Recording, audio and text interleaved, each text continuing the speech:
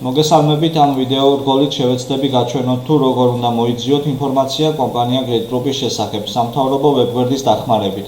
პირველ რიგში შევდივართ მოცემულ ვებგვერდზე my.go.gz-ზე. აი აქ. ამის შემდეგ ჩამონათვალში გადავდივართ ბიზნესზე.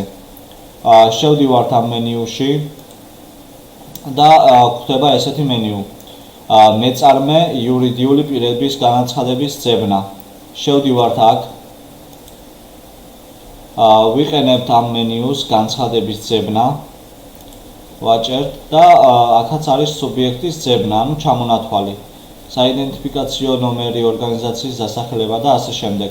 ამ შემთხვევაში ჩვენ ვწერთ ჩვენ საიდენტიფიკაციო ნომერს კომპანიის, ეს არის 4455810995. ამის შემდეგ ქვევით ჩავდივართ და ვაჭერთ ძებნას. ამოგვიგდო ინფორმაცია, საიდენტიფიკაციო კოდი, დასახელება, ფორმა და სტატუსი აქტიური. შემდგომ ვაჭერთ აი ამ ლურჯ გილაკს, სადაც არის ინფორმაცია დაწვრილებით. შევდივართ აქ, ამის შემდგომ ჩამოვდივართ ქვევით და შევდივართ აი ამ მონაცემებში. ორივე არის ერთნაირი, ამიტომ არ აქვს მნიშვნელობა სად შეხვალთ. აი აქ არის ამონაწერი კომპანია Grid Group-ის შესახებ. მოცემულია ყველაფერი Grid Group-ი შეპესე. არის საიდენტიფიკაციო კოდი ანალოგიური, რაც ჩავწერეთ, მისამართი და ასე შემდეგ. გადაგაგზავნვა და ყველაფერი. აი ხელმძღვანელობაც ვიტალი მასლენიკოვი.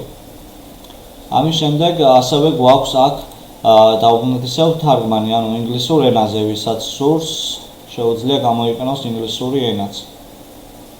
ყველაფერი ანალოგიური არის.